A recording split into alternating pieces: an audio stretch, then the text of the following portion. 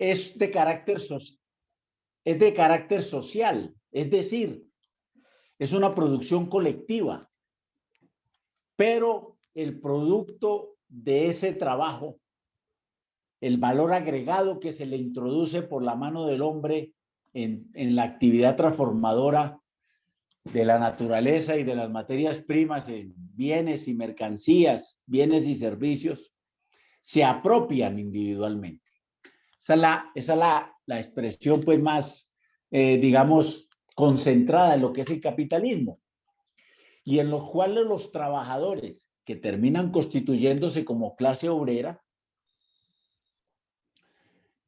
pues en lo fundamental, lo único que tienen es su trabajo humano para poder sobrevivir, de tal manera que está insolublemente ligado al modo de producción capitalista, y de esa manera pues es parte integrante del desarrollo del capitalismo siempre. La primera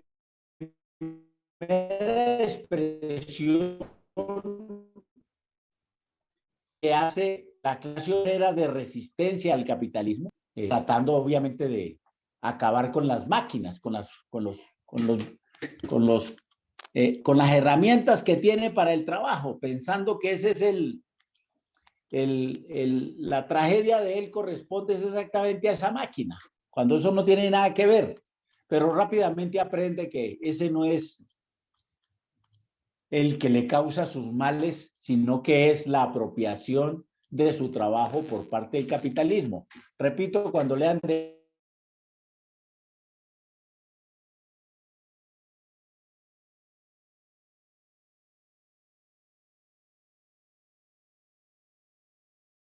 Está sin audio, Fabio.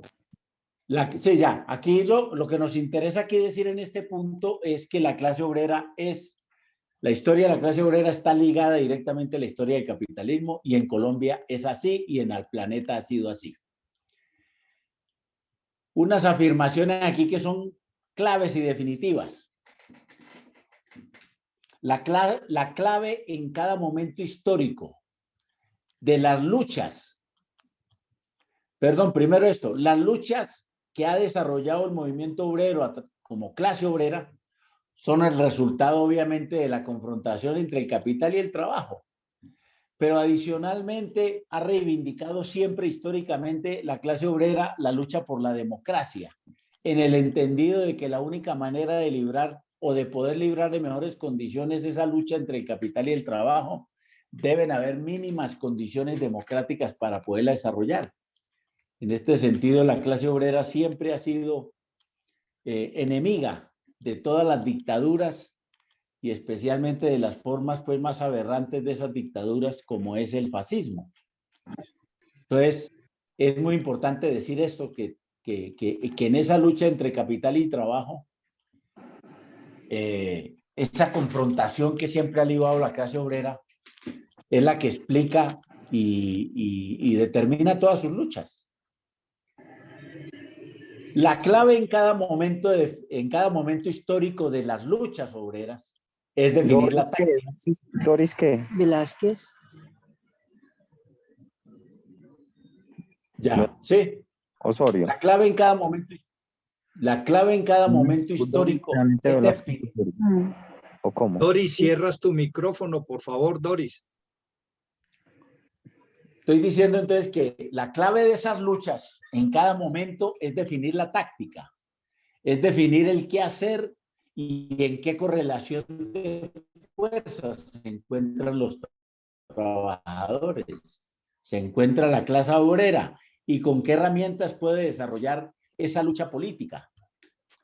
En general, la herramienta que históricamente ha utilizado la clase obrera es el sindicalismo.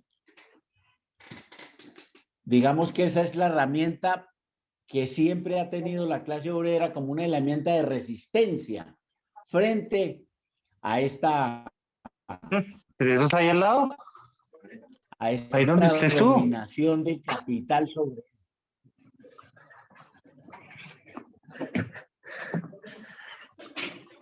Aló. Vladimir, cierra tu micrófono, por favor, Vladimir. Cerremos los micrófonos, compañeros. Gracias.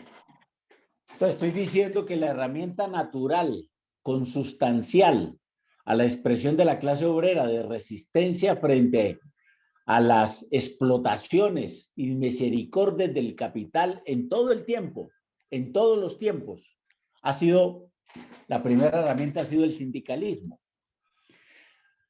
Pero bueno, la clase obrera adicionalmente se ha apropiado de una ideología y por tal motivo ha construido partidos obreros. En el entendido de que no solamente basta con resistir, sino que adicionalmente se debe buscar todo un mecanismo para, sí, que esa explotación pues se modifique y se cambie sustancialmente. Entonces la clase obrera ya entendió hace muchos años de que no basta con oponerse a la explotación del capitalismo, sino que también tiene que buscar las herramientas para que esa explotación termine y puedan ellos exactamente constituirse en una herramienta de poder y de gobierno. Digo esto para decir que la orientación en el movimiento obrero, la orientación política en el movimiento obrero, es un tema clave para cualquier partido que se diga de la clase obrera.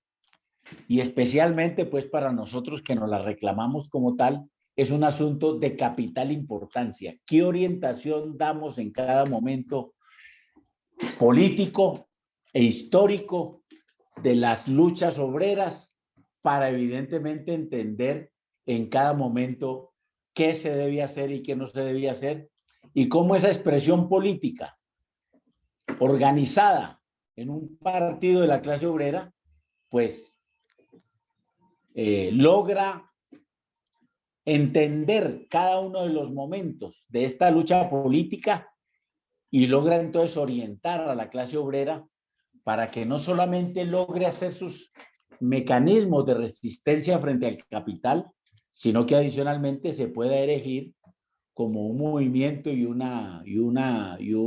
un partido político que pueda exactamente orientar las luchas, primero de la clase y segundo buscar exactamente con otros sectores importantes de la sociedad que siempre existirán también, pero que de pronto no juegan el mismo papel que juega la clase obrera y puedan exactamente redimir a la sociedad en general y darle una conducción que permita avanzar socialmente a todas las clases y obviamente puedan incluso poner en minoría a las clases del capitalismo, que regularmente las hemos llamado nosotros la burguesía. Bueno, dicho estas afirmaciones que me parecen significativas, porque es de lo que se trata en el movimiento obrero, en el sindicalismo y en la lucha política de la clase obrera a través de sus partidos obreros y en particular aquel que se proclame como el partido de esa clase, pues es la que al final va a poder explicar qué se hace y qué no se hace en todos los momentos. Un poquito en la historia, yo voy a hacer aquí algunos comentarios sobre algunos momentos de la lucha política muy importante que deben tenerse en cuenta siempre y que se deben tener siempre como un referente político para poder entender todos estos mecanismos de la lucha política de la clase obrera. Entonces, la primera es que el capitalismo en Colombia se da en un momento del dominio imperialista de los Estados Unidos. Entonces, mire, esa afirmación tiene por lo menos casi 200 años de historia para llegar a ese punto. Entonces ya empieza a hablar, aquí introducimos otro término, el imperialismo. Y entonces muchos sectores clásicos de del estudio y la investigación que provienen exactamente o que interpretan la ideología de la clase obrera, han llegado a decir que el imperialismo es la fase superior del capitalismo. Esa es una afirmación de Lenin. Y entonces, cuando decimos nosotros el capitalismo en Colombia se da en el dominio imperialista, estamos diciendo prácticamente que el desarrollo del capitalismo en Colombia, ¿sí?, no se da en las formas tradicionales del desarrollo capitalista y formas capitalistas y precapitalistas que se dan en otros países, sino que se da en un momento específico en el cual Estados Unidos ya es una potencia mundial y ya es una potencia imperialista. Estamos hablando de finales del siglo XIX e inicios del siglo XX. A Colombia llegan, primero que todo, las expresiones, llegan primero que todo las expresiones de inversiones de los Estados Unidos. Y aquí tenemos dos historias muy importantes y muy significativas de esa historia del capitalismo en Colombia, que es el tema relacionado con las inversiones agrarias, lo que se llamaron exactamente las plantaciones de banano en nuestra época, en principios del siglo. Eso lo desarrolló una empresa monopolista norteamericana, la United Fruit Company. La mejor expresión y el mejor, bueno, y la mejor forma de desarrollar esa lucha obrera frente a la United Fruit, pues está escrita en 100 años de soledad. Y el referente histórico que siempre tenemos ahí es la masacre de las bananeras, 6 de diciembre de 1928. Entonces, con esto estoy diciendo que evidentemente ahí hay un sector obrero importante y significativo en esas plantaciones de banano. Repito que se dan en formas coloniales de llegar exactamente a hacer esas inversiones en el país. Y la otra significativa en medio del dominio imperialista de los Estados Unidos en el planeta, pero en particular en las inversiones que hace en su patio trasero, América Latina y el Caribe, Estados Unidos, pues llegan a Colombia las inversiones relacionadas con la explotación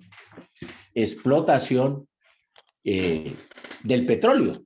La Tropical Oil Company, la famosa Troco, que se instala obviamente en los territorios de lo que hoy es Barranca, y con eso pues desarrollan toda esa ciudad que termina siendo una ciudad obrera y petrolera histórica en nuestro país, porque allí se asienta la Tropical Oil Company para empezar a extraer el petróleo. Después construyen obviamente la refinería de Barranca, porque no solamente sacan petróleo, sino que ya empiezan a producirlo para introducirle pues un valor agregado a ese petróleo y convertirlo en algunos derivados del petróleo, entre ellos pues el más importante, la gasolina, que viene también aparejado con el desarrollo de la industria del transporte en Colombia, el tema de los ferrocarriles, el tema de los puertos. Todas esas son inversiones que termina haciendo el Estado para ir satisfaciendo esas inversiones de los Estados Unidos en nuestro país. Entonces, así nace el capitalismo en Colombia, así nace nuestra clase obrera y empiezan las batallas más importantes de los obreros en Colombia, que se dan en esas primeras 2 décadas, al 20, al 10 y al 20, y posteriormente se desarrollan plenamente entre el 20 y el 30, tanto en Barranca como en la zona pues bananera de Ciénaga y Aracataca, etcétera, etcétera, donde hubo quien las contara de manera muy linda, por supuesto. De ahí debemos ir exactamente, y yo creo que este es un punto importante. Estoy diciendo, como es la historia de la clase obrera, entonces empiezan a organizarse los sindicatos. Eso Es la forma natural en la cual la clase obrera se organiza. Entonces crean sindicatos. Entonces allí digamos que hay un sindicato emblemático, histórico. Me refiero muy brevemente a él, pero por ser lo emblemático que ha significado y lo que es hoy todavía, hay que registrarlo. El 12 de febrero de 1923, es decir, vamos a completar 100 años de ese sindicato. Se crea ahí en la región ahí del río Sogamoso, un sindicato que todavía sigue vigente, que es la Unión Sindical Obrera. Y se constituye obviamente con los trabajadores que en ese momento trabajan para la Troco, pero adicionalmente recoge unos trabajadores agrarios ahí de la zona del Magdalena Medio. Y son pues los primeros que presentan un pliego y son los primeros que le hacen una huelga petrolera en Colombia, la hacen en 1924, después repiten otra en 1927, todas desarrollados por un hombre que fue el que fundó la Unión Sindical Obrera, que se llama Raúl Maecha, Raúl Eduardo Maecha. Ese señor fue el que fundó la USO, repito, el 12 de febrero de 1923, y el próximo 12 de febrero entonces estamos conmemorando 100 años de la fundación de la Unión Sindical Obrera, y obviamente es una fecha emblemática, habrá que celebrarla con bombos y platillos. A quienes vivimos pendientes de estos temas, pues se vuelven hitos de lo que ha desarrollado el movimiento obrero. Para hablar un poquito de este periodo del movimiento obrero y de las luchas de la clase obrera, hay que hablar del contexto nacional e internacional. Y esta es una expresión de siempre. Cada vez que uno vaya a mirar alguna acción o quiera exactamente explicarse por qué pasó o por qué no pasó, o cuáles eran los sectores que estaban en pugna en ese momento, debe uno conocer el contexto nacional e internacional. Aquí lo resumo muy rápidamente. ¿Sí? ¿Qué hay desde el punto de vista internacional en ese momento, en este momento de las luchas obreras en Colombia? De estas luchas desarrolladas en medio del desarrollo del capitalismo en Colombia por las inversiones extranjeras. Pues fundamentalmente está la Revolución Rusa. Entonces aquí hago un paréntesis, ¿sí? A Raúl Eduardo Maecha logra conocer, porque se desplaza por el río Magdalena durante todo el tiempo, logra conocer documentos, textos de lo que estaba pasando en Europa. Entonces, ustedes saben que en las 2 primeras décadas del siglo pasado, pues se desarrolla la Primera Guerra Mundial, ¿sí? Va hasta 1918, ¿sí? Pero a través de esa guerra mundial se desarrolla también la primera revolución obrera en el mundo. La hace los soviets en la Unión, en lo que se llamó después los soviets en Rusia, que después se llamaron pues la Unión Soviética. Y la lidera una persona muy importante en el desarrollo de la teoría y de la ideología de los partidos políticos obreros, como es Lenin. Y entonces en 1917, en octubre de 1917, hace la Revolución Rusa y se constituye exactamente en el primer gobierno obrero triunfante en el planeta. Y esto ya pues es una importancia definitiva. Entonces, Primera Guerra Mundial, y finalizando esa Primera Guerra Mundial, Lenin logra aprovechar las circunstancias de esas luchas interimperialistas que se dan en ese momento.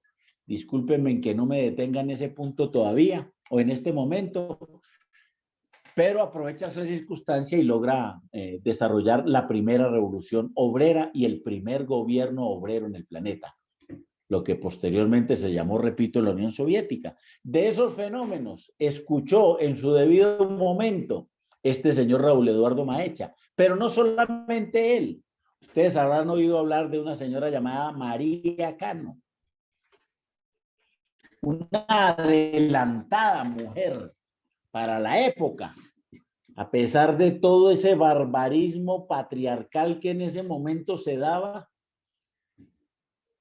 Esta compañera María Cano logra sobrepasar y logra ser una destacada dirigente de la clase obrera en ese periodo.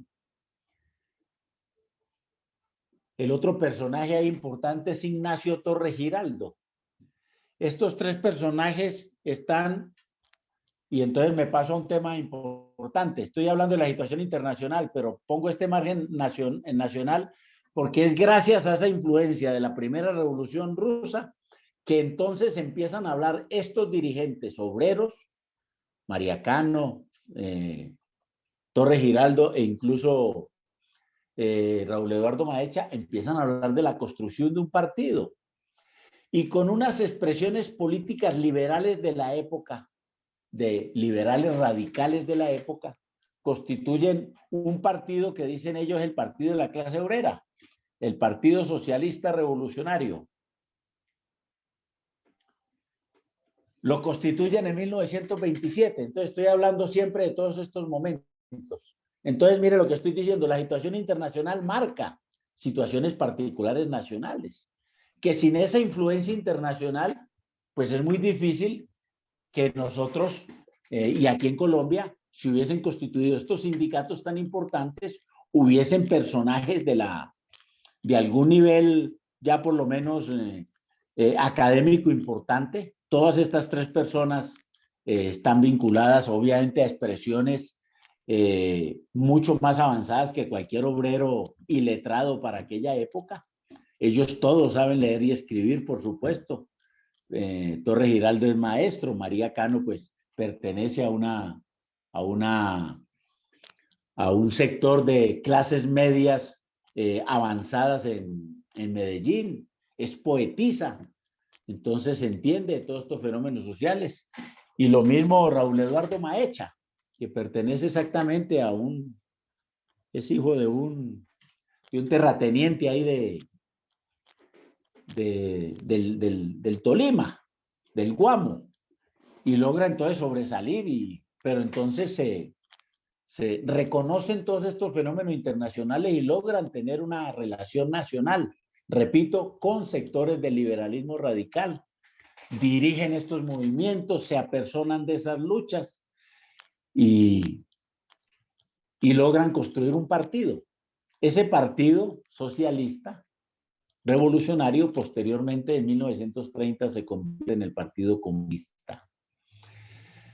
Las organizaciones sindicales que hay en esta época, entonces, son organizaciones sindicales de carácter general, no pertenecen a una empresa en particular, aunque al final terminan, obviamente, configurando por la importancia económica del sector en sindicatos pues vinculados a los sectores económicos en los cuales se desenvuelvan. En el contexto nacional, lo importante aquí es que en esos primeros 30 años hay un dominio de la hegemonía conservadora en el país. Y entonces son los sectores liberales los que empiezan obviamente también a hablar de estas luchas obreras y se vinculan a ellas. Las expresiones más radicales del liberalismo se vinculan a ellas, repito, logran construir con estos otros dirigentes obreros estos partidos que acabo de mencionar. Entonces, aquí repito, para explicar uno todo el desarrollo del capitalismo y las luchas obreras en ese momento, debe uno entender el momento político nacional y el momento político internacional. Es decir, las fuerzas más avanzadas y progresistas del momento son las que terminan exactamente orientando y dirigiendo a la clase obrera y son con esos criterios que realizan estas luchas contra las inversiones imperialistas de los Estados Unidos en dos sectores muy importantes, como es, repito, el de las plantaciones de banano agrarias y el de la extracción y producción pues de petróleo y de derivados del petróleo. En este punto, pues, está tratando de decir que hay una influencia en los gobiernos obreros en esta oportunidad de la Revolución Rusa, ¿sí?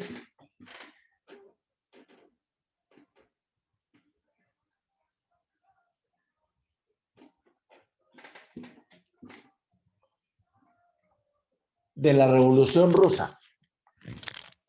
Y es realmente la que desarrolla todo este itinerario en ese momento.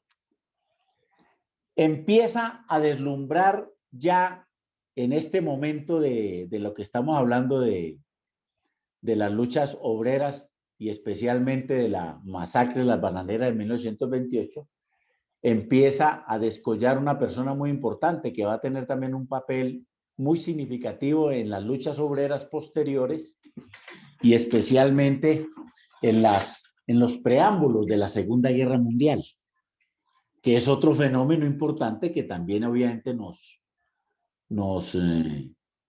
incide sobre nosotros y sobre lo que hacemos, y incluso sobre lo que dejamos de hacer, por supuesto.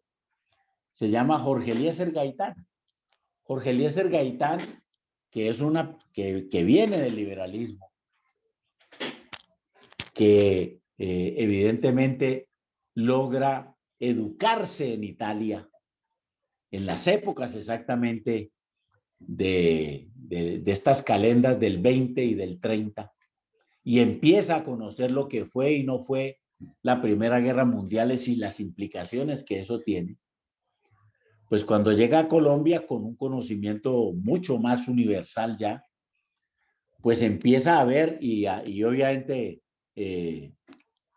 levantando la bandera liberal de aquella época, logra extraer a esas luchas revolucionarias de la época del movimiento obrero, logra extraerle una conclusión significativa que se vuelven denuncias muy importantes en el Congreso de aquella época.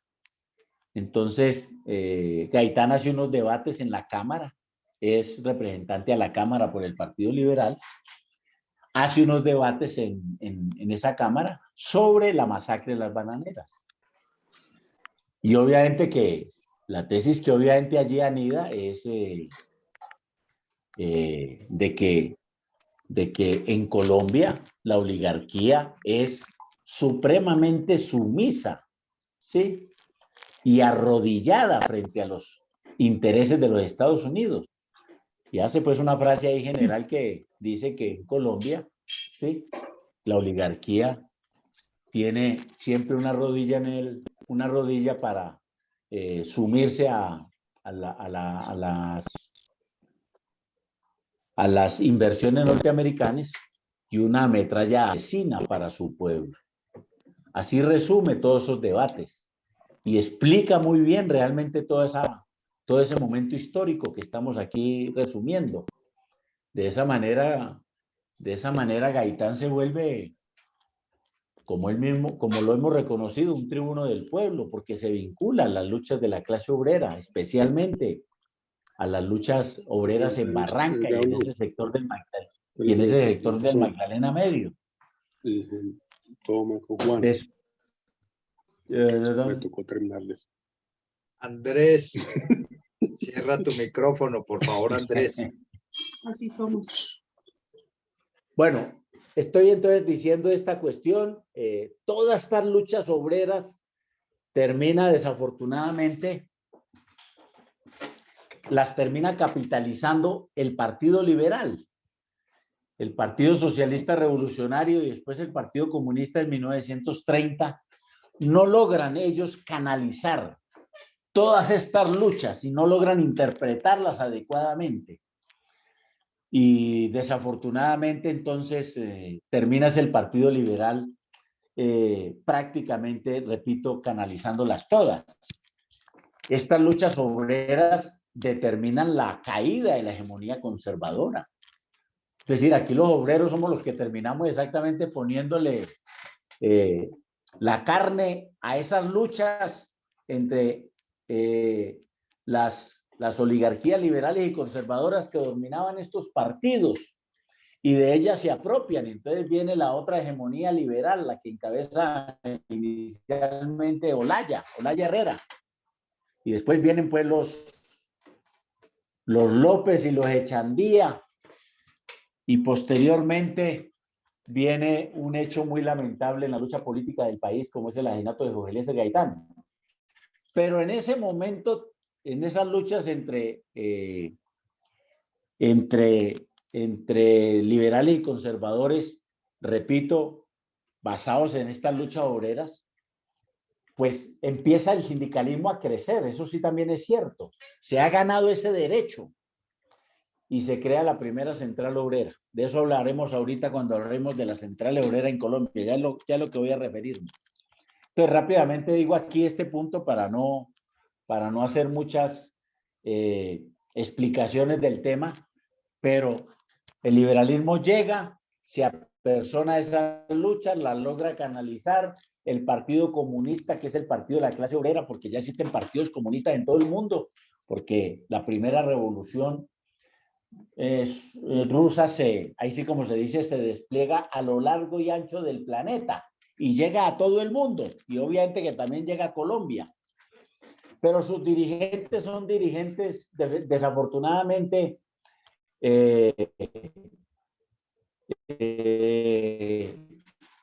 no tienen coherencia ni tienen el carácter de clase que se necesita exactamente para sumido en el Partido Liberal y en la constitución de la primera central obrera en Colombia, que es la CTC. La primera central obrera en Colombia la constituyen los liberales y el Partido Comunista.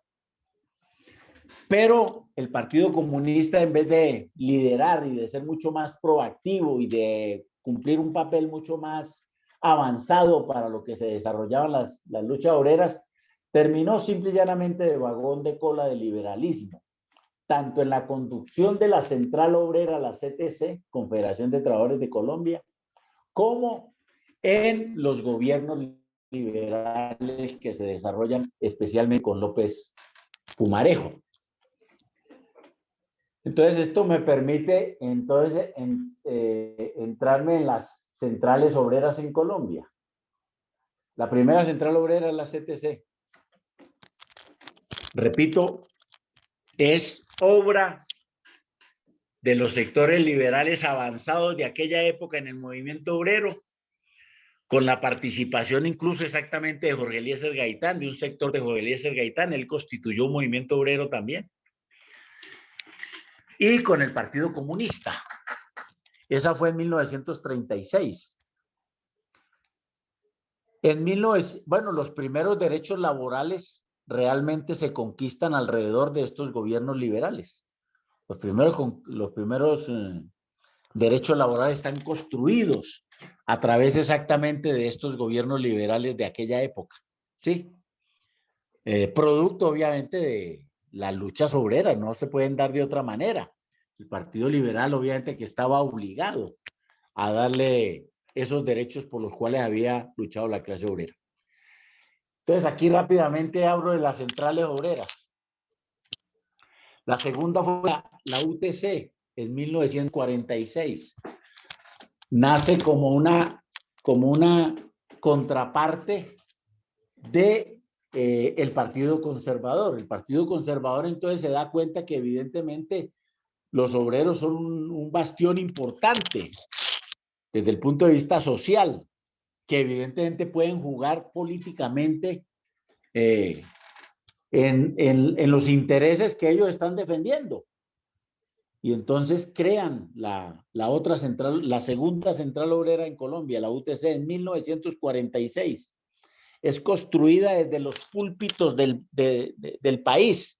Nacen especialmente en Boyacá, con una federación que se llamaba Utraboy, Unión de Trabajadores de Boyacá. Y repito, a lo largo y ancho del país empiezan a constituirse federaciones para conformar la Unión de Trabajadores de Colombia, que digamos es la contraparte en términos de la lucha política liberal conservadora a los conservadores.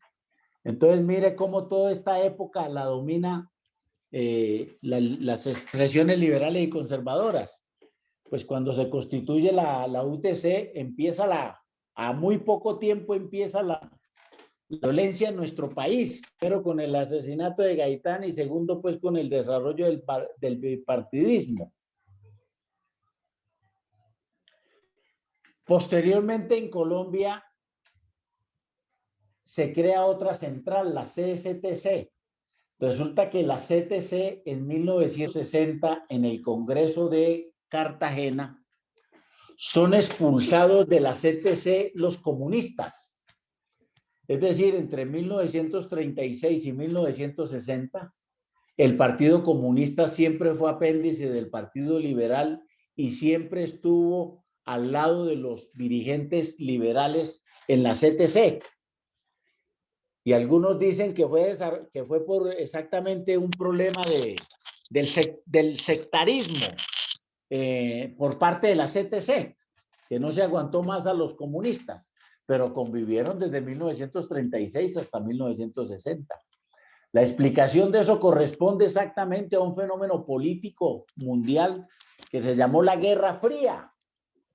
Entonces la Guerra Fría también, por eso esa afirmación de que uno siempre tiene que estar mirando los contextos nacionales e internacionales para poder saber de lo que está pasando en cualquiera de los eventos de cualquier naturaleza. Pues aquí estamos hablando de los obreros, por supuesto, pero explicar uno la división de la CTC de 1960 es explicar la incidencia de la Guerra Fría en el planeta. Es decir, entre los Estados Unidos y la Unión Soviética. Tema bastante delicado y complejo, pero que empieza a explicar esas circunstancias. En este tema del Partido Comunista debemos decir una cosa clave. Cuando Gaitán se proclama candidato del Partido Liberal e inicia un proceso político muy significativo por alcanzar la dirección del Partido Liberal. Él crea una fracción en el Partido Liberal, con ella se presenta a las elecciones de 1946 y en esas elecciones el Partido Comunista, en vez de respaldar a Gaitán, respaldó a Gabriel Turbay, que representaba las formas más oligárquicas del Partido Liberal en aquella época, y prácticamente lo deja solo en las luchas que desarrolla tanto con los obreros como las organizaciones sociales que en ese momento se desarrollan.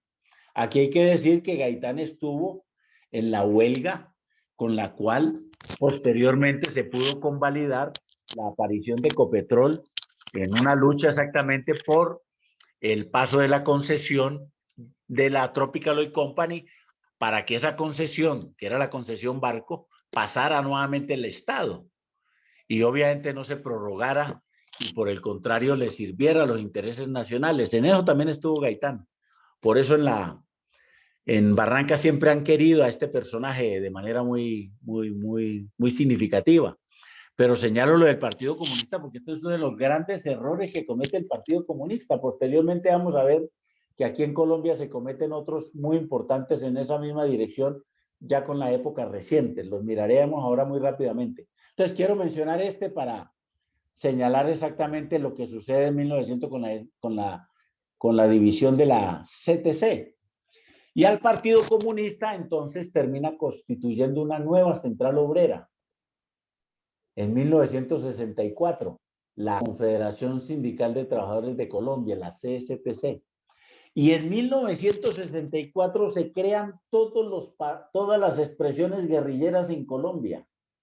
La de las FARC, la del EPL, la del ELN. Todas ellas son expresiones exactamente guerrilleras que nacen en este periodo a nivel mundial, la Guerra Fría. Y a nivel mundial también se desarrolla otra lucha muy importante y significativa entre el Partido Comunista Soviético y el Partido Comunista Chino, que ha alcanzado, una vez termina la Segunda Guerra Mundial, la Revolución China. Por eso estaba hablando ahorita de cuáles son las incidencias de los poderes obreros, tanto en Rusia como en China. Entonces, viene la división del movimiento comunista internacional entre el movimiento comunista prosoviético y el movimiento comunista prochino. Y eso tiene incidencias en Colombia. Pero adicionalmente hay otro aspecto ahí clave en esta época, de la que estamos hablando, de la Guerra Fría, la Revolución Cubana. Entonces, digamos que las FARC tienen una influencia fundamentalmente prosoviética, el EPL una pro-china y el ELN una pro-cubana. Así nacieron nuestros movimientos guerrilleros. No se trata hoy de esa historia, pero la menciono porque es parte sustancial, repito, de las incidencias de la Segunda Guerra Mundial, de la Revolución China, de la división del movimiento comunista internacional y de la Revolución Cubana. Entonces, las centrales obreras tienen que ver con eso. Por eso se funda la CSTC. Y en ese periodo empieza entonces, con la división del movimiento comunista internacional, a crearse una corriente sindical independiente de las centrales obreras patronales de UTC y CTC, que son vinculadas a los partidos tradicionales, e inclusive en contra de la central sindical prosoviética de la CSTC. En esa época, entonces, hay también partidos políticos. Entonces, ya habíamos hablado del Partido Comunista. En 1930, este Partido Comunista se vuelve un Partido Comunista prosoviético en esto de la división internacional.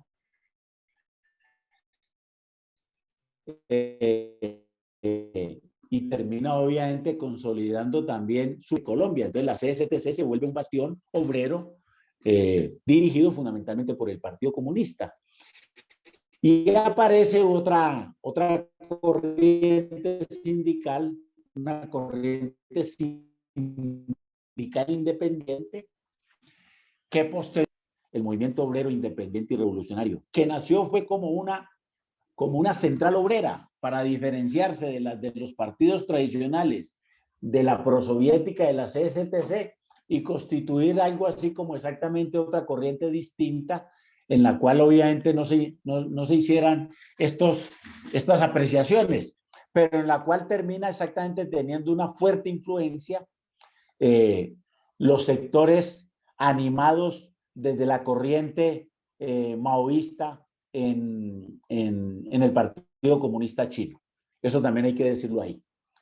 Y entonces generan varios partidos políticos, entre otros el Partido del Trabajo de Colombia, que nace en estas discusiones de esto que estamos hablando aquí.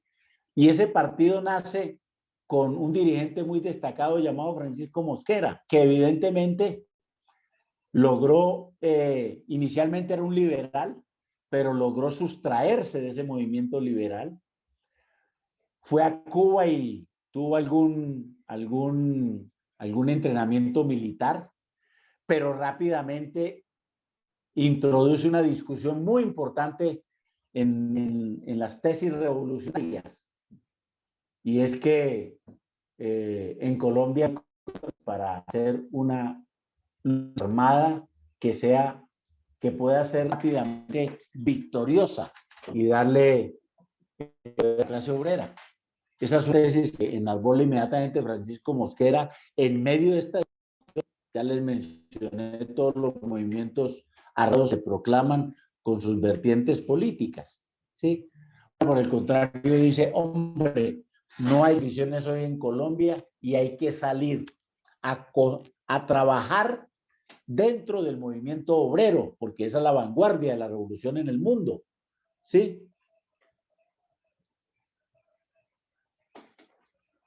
Y no hay condiciones en Colombia para la lucha armada. Y por tal motivo hay que ir a los sindicatos, a la clase obrera, a trabajar con ella, a educarla. Ahí nace con Francisco Mosquera la idea de crear el Partido del Trabajo de Colombia. Mosquera lo primero que hace es construir el sindicalismo independiente, es decir, una central obrera independiente, independiente de los partidos tradicionales e independientemente también del Partido Comunista, que fue lo que se llamó el Movimiento Obrero Independiente y Revolucionario MOIR, que posteriormente terminó constituyendo en un partido político, pero que la base sustancial de lo que creó Mosquera era la constitución del Partido del Trabajo. Así lo llamó desde ese momento, pero por diversas circunstancias de la lucha política terminó en un partido político que hoy conocemos como MOIR. El PTC tiene también mucha influencia dentro de esos sectores del MOIR durante mucho tiempo, pero posteriormente, abanderando las tesis de Mosquera, sí, considera absolutamente inconveniente permanecer en esa expresión política y ese partido político llamado MOIR, y por consiguiente enarbola nuevamente las tesis de Mosquera y se apresta a la creación y consolidación del Partido del Trabajo de Colombia. Y ahí es cuando viene el periodo neoliberal. Entonces, estamos hablando ya de finales de los 80. Hay una nueva situación mundial y es que se cae la Unión Soviética, pero asimismo se ha restaurado el capitalismo en China. Entonces esa década del 80 es una década terrible, en el cual exactamente lo que estábamos señalando de la Guerra Fría termina en un enfrentamiento de dos superpotencias. Los Estados Unidos, una superpotencia hegemónica, imperialista, frente a otra hegemonía también, la de la Unión Soviética, también de carácter imperialista.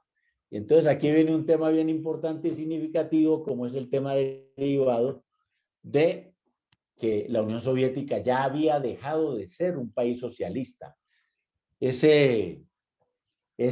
herencia que dejó Lenin con Stalin posteriormente y fue victoriosa en la Segunda Guerra Mundial, pues logró expandir exactamente el socialismo a todo el este europeo y obviamente se crearon condiciones para que China pudiera hacer su revolución hasta el punto tal que en ese momento, terminada la Segunda Guerra Mundial, pues prácticamente una tercera parte de la población estaba abrazado en términos de gobiernos obreros, que rápidamente desarrollaron la fuerza productiva tanto en la Unión Soviética como en China.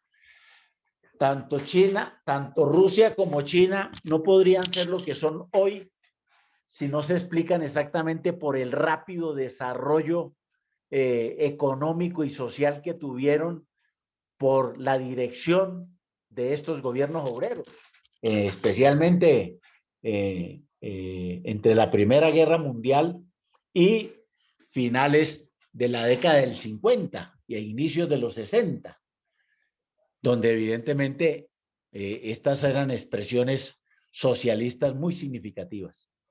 Pero desafortunadamente fueron traicionadas tanto en una parte como en otra de esas direcciones socialistas y se restauró el capitalismo tanto en la Unión Soviética hacia finales de la década del 50, como en China, una vez muerto Mao, a finales de la década de los 70. Y entonces en los 80, repito, se da la guerra entre Estados Unidos y la Unión Soviética, guerra que termina con la disolución de la Unión Soviética y la caída del muro de Berlín en 1989.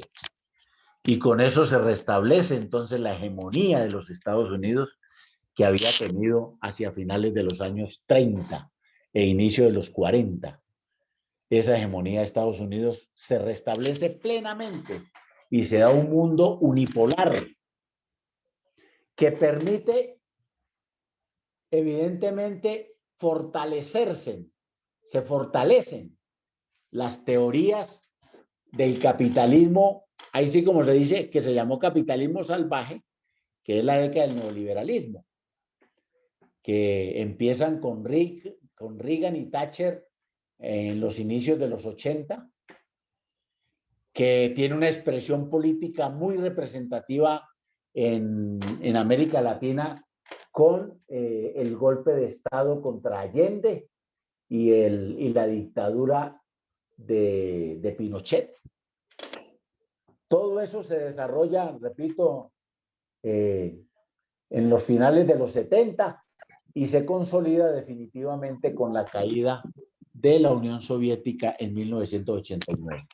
A partir de ese momento en el planeta se consolida la hegemonía de la Unión de Estados Unidos y el movimiento obrero sufre los mayores retrocesos de toda su historia.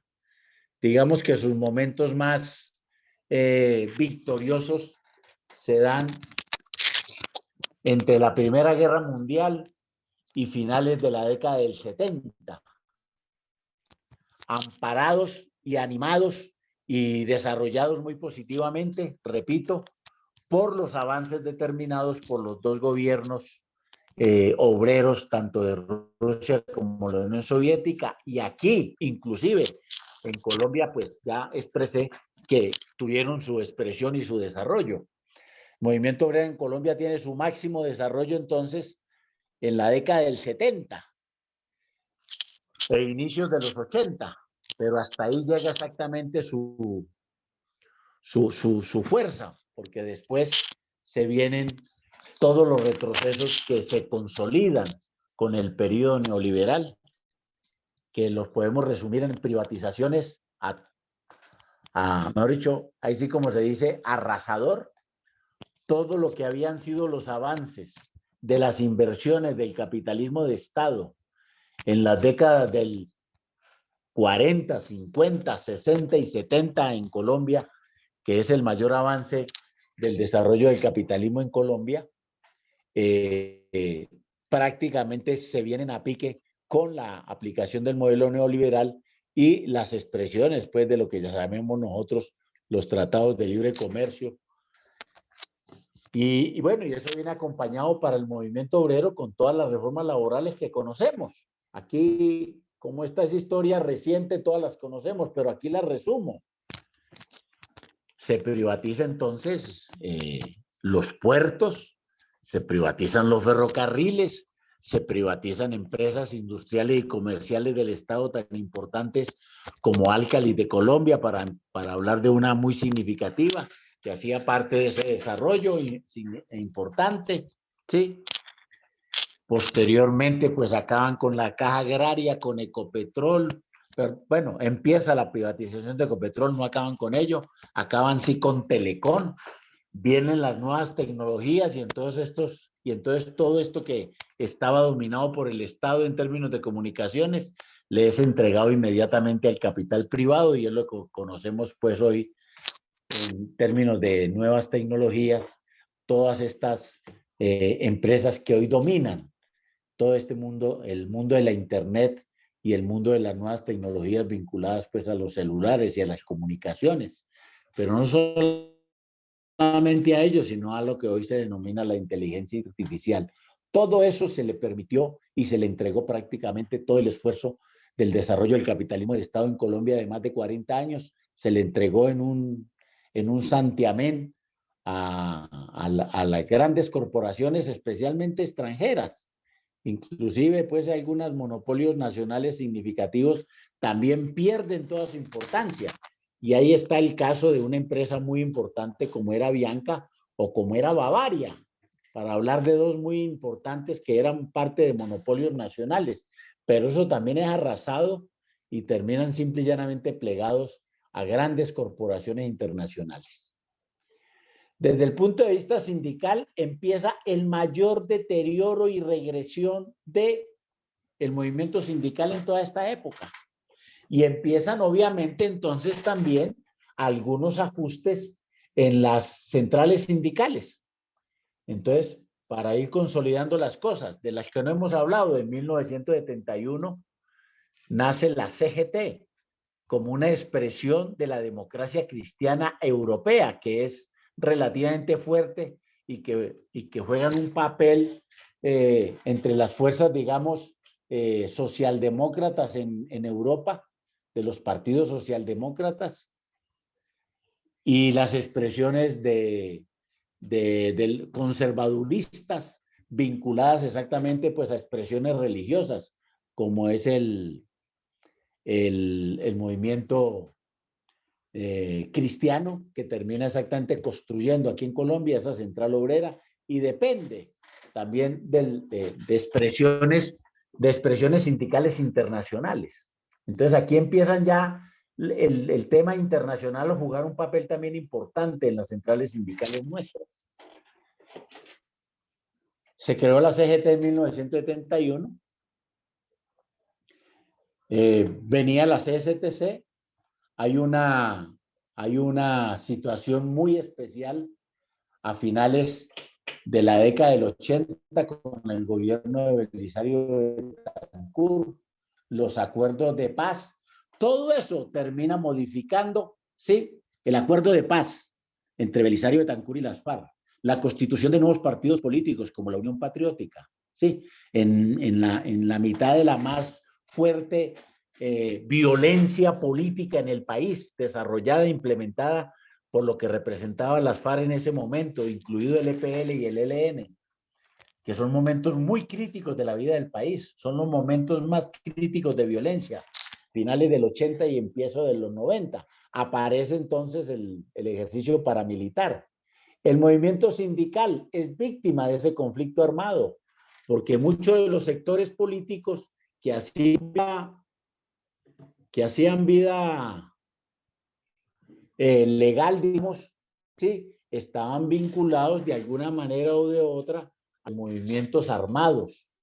Y eso termina exactamente en una teoría muy complicada en el país, que era la combinación de todas las formas de lucha, que la expresó especialmente el Partido Comunista, y terminó siendo exactamente toda una tendencia y una corriente desafortunada, porque significó la mayor sarracina contra el pueblo en general, en términos de la Unión Patriótica y en términos del movimiento sindical. Repito, eso se da en medio de la llegada del neoliberalismo a Colombia, y allí se constituyen entonces nuevas centrales obreras. Se constituye la CUT. La CUT nace en 1986, producto de los acuerdos de las FARC entre Belisario y el Partido Comunista, entre Belisario y las FARC. El primer presidente de la CUT, que no tiene, mejor dicho, este pedacito de la historia no está escrita en ninguna parte, por lo menos en Colombia, es que el primer presidente de la Central Unitaria de Trabajadores venía de ser el ministro de Trabajo del gobierno de Belisario Betancur, que era este señor Rojas, ¿qué? Carrillo. Bueno, se me olvidó. Eso, Carrillo Rojas. Carrillo Rojas, sí. Que venía de la vieja UTC. Y resulta entonces que es nombrado ministro de Trabajo, y como ministro de Trabajo termina construyendo, junto con las expresiones políticas de la CSTC y un sector del sindicalismo independiente que ya habíamos dicho que estaba vinculado a expresiones guerrilleras del EPL e inclusive del ELN. La única que no cayó ahí era la que provenía del MOIR, pero todas las demás terminaron constituyendo la Central Unitaria de Trabajadores CUT. Y repito, porque lo que hemos conocido siempre es que un dirigente sindical termina como ministro de Trabajo. Y ahí tenemos el caso de los Garzones. Luis Eduardo, primero Angelino Garzón, después Luis Eduardo Garzón, ¿sí? Incluido otro que estuvo en el gobierno de Samper, Obregón, que también era presidente de la CUT, fue ministro de Trabajo. Pero este caso particular y excepcional de la vida nacional tiene muchísimas explicaciones desde el punto de vista de las consideraciones políticas de la guerra, la violencia, los acuerdos de paz y las relaciones, pues, entre estos sectores del establecimiento que dominaba Belisario Betancur y las FARC. Y es que el señor Carrillo Rojas termina siendo pasa de ser ministro a presidente de la primera central de la Central Unitaria de Trabajadores. Después se viene el neoliberalismo a fondo y evidentemente que todo el movimiento sindical termina primero recibiendo los garrotazos del conflicto armado en nuestro país. Y entonces hay un fenómeno ahí de la violencia antisindical en la cual obviamente patronos y gobiernos pues se aprovechan de esa circunstancia para en medio también de ese conflicto armado pues proceder contra la dirigencia sindical, atemorizarla. Una porque verdaderamente estaba vinculada a esos sectores, repito, de la combinación de todas las dos formas de lucha, pero otro simple y llanamente porque la conveniencia de este modelo neoliberal pues necesitaba, ahí sí como se dice, debilitar significativamente esa herramienta política que siempre han tenido los trabajadores como mecanismo de resistencia frente a los atropellos del capital en su forma del neoliberalismo en esta oportunidad, y aprovecharon entonces también y mataron una cantidad de sindicatos y acá de dirigentes sindicales y acabaron con otra cantidad de sindicatos. Es lo que se llama la violencia antisindical. Eso se da en toda esta época neoliberal, repito, que es la época de mayor violencia. Es decir, en Colombia se nos vinieron dos fenómenos que uno a veces dice, ¿cómo es posible que el sindicalismo todavía sobreviva? ¿Sí? La violencia antisindical en medio de toda esa cuestión de violencia que hemos narrado. Y lo segundo, el modelo neoliberal, que era acabar con todos los derechos. Neoliberalismo es reduzcan el valor de la paga para aumentar la sobreexplotación del trabajo. Y por eso hoy los niveles de desigualdad en Colombia y en el planeta, según Piketty, son de la misma magnitud y en periodo de ir creciendo más esa desigualdad a la que se tenía a finales del siglo XIX, que terminó exactamente en la Primera Guerra Mundial y en la Primera Revolución Triunfante. De tal manera que no en vano hoy podemos ver todos estos movimientos mundiales que se dan de estallidos sociales y que terminan exactamente si bien no gobiernos revolucionarios, sí gobiernos progresistas y alternativos. Y esto entonces empieza a explicar lo que se llama aquí los vientos del sur. Pero lo que queremos destacar aquí es que en medio de esta época neoliberal y de todas estas reformas y de toda esa cuestión se da la crisis del 2008, que es la crisis económica más grande que se ha dado en el planeta, inclusive superior a la depresión del 29, y de la cual todavía el planeta no ha salido, y cada vez vienen fenómenos que en vez de permitir que salgan de ella, la agudizan. Ahí está el tema de la pandemia, y ahora la guerra en Ucrania. Es decir, a medida que todo este problema crece de desigualdades y de hegemonías, también se dan entonces fenómenos políticos muy importantes, y el movimiento sindical lo registra y el movimiento político pues también lo registra. Los partidos políticos que he mencionado hasta ahora siguen hoy teniendo más o menos la misma presencia, aunque han aparecido allí unas formas también dispersas de ciertos partidos políticos que antes pues se reunían todos en uno solo. Por ejemplo, es el Partido Comunista. El Partido Comunista entonces tiene un brazo que se llama también la Unión Patriótica, ¿sí? Expresiones del maoísmo tienen varias expresiones en el viejo EPL y en algo que se llama ahora el Movimiento por la Constituyente.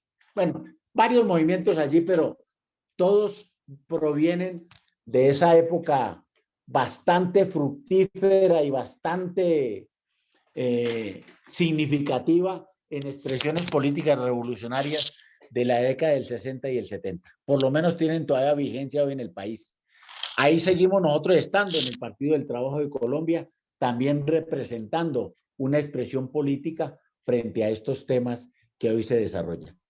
Hoy la hegemonía de Estados Unidos está en riesgo porque le han aparecido otros contrincantes en la arena mundial, especialmente China. Y a ellos se acompasa pues Rusia. A pesar de que se disolvió la Unión Soviética en 1989, pues obviamente que una potencia como era la Unión Soviética, pues no va a desaparecer de un día para otro. Tendrán mil dificultades, pero siguen siendo una potencia importante en el concierto de las luchas interimperialistas que se siguen desarrollando. Hoy hay vientos de guerras, hoy el mundo es multipolar, se parece mucho al de la Segunda Guerra Mundial, para poner un ejemplo, ¿sí? En el cual hay varias fuerzas ya bastante consolidadas que empiezan a disputarse el planeta. Y entonces,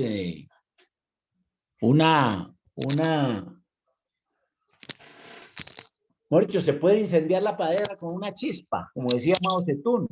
Y la guerra Ucrania-Rusia creo que es parte de esa expresión.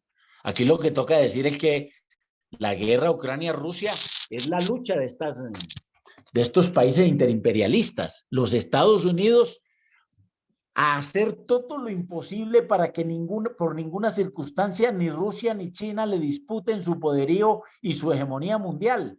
Pero eso lo podía hacer en principios a finales de los 90, inclusive en la primera década del 2010, pero ya después empezó a dificultárselo las cosas. Y por eso hoy, a pesar de que China desafía a Estados Unidos y a la OTAN en Ucrania, pues Estados Unidos no ha podido salir fácilmente pues a hacer todas las cosas que se presumía se podían hacer en una guerra de esta naturaleza. Y por el contrario, todas las sanciones que pensaban que iban a atentar contra Rusia se le han devuelto. Y repito, esto sigue teniendo incidencia en el movimiento internacional y nacional. ¿En nosotros de qué manera? Pues en la manera exactamente en que nosotros también empezamos por primera vez en la vida a tener una especie de valoración y evaluación sobre la aplicación de todas estas políticas neoliberales.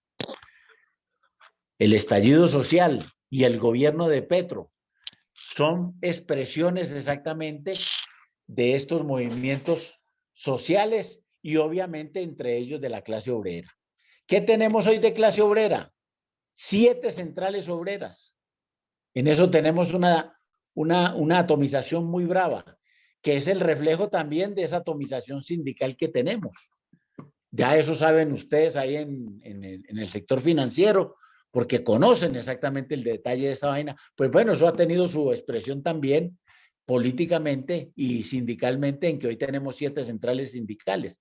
Ahora, perdón, 8, ya no son 7, son 8. Me acordé ya que hay una nueva el año pasado. Entonces tenemos 8. De esas conocemos realmente 3, que es la CUT, la CTC y la CGT, que históricamente han estado ahí en el desarrollo de los acontecimientos y que provienen de todas esas movilizaciones de finales de la década del 80 y principios de los 90, en una especie de centrales que responden a la violencia antisindical y a la expresión del modelo neoliberal en nuestro país. Pero hay 5 más que se han constituido en los últimos 8 años, pero que son realmente todas de papel, como son de papel todos los sindicatos que desafortunadamente se han constituido en los últimos 10 años, en esa proliferación infinita de sindicatos que hoy tenemos y que hacen mucho más difícil la actividad sindical y que hace parte de los retos que tenemos que tener. Entonces termino con los retos. ¿Cuáles son nuestros retos? ¿Sí? Pues nuestro reto es el primero. Vamos a respaldar sí o no a este gobierno del cambio. Ayudamos a construirlo, ayudamos a consolidarlo. Estuvimos en el estallido social participando y animando las expresiones de descontento generalizado.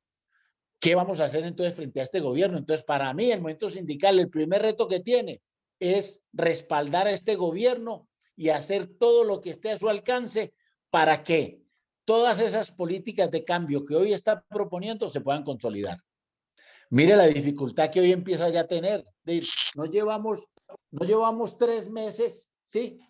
Y ya el empresariado, todo, los partidos políticos del establecimiento, encabezado por el Centro Democrático, pero hoy ya empieza a tener fisuras importantísimas el acuerdo nacional por las decisiones que están teniendo el Partido Liberal, el Partido Conservador y el Partido de la U frente a la reforma tributaria.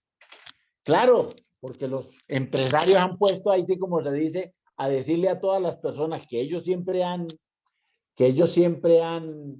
financiado, que se pongan es al lado de ellos y que no le permitan a Petro que les, ahí sí como se dice, que les aligere la bolsa que ellos han conquistado en estos últimos 32 años mediante 21 reformas tributarias. Y entonces ya el tema empezó, ya explotó, mejor dicho. Y César Gaviria está liderando a su partido liberal, pero lo mismo está haciendo el Partido Conservador y el Partido de la U.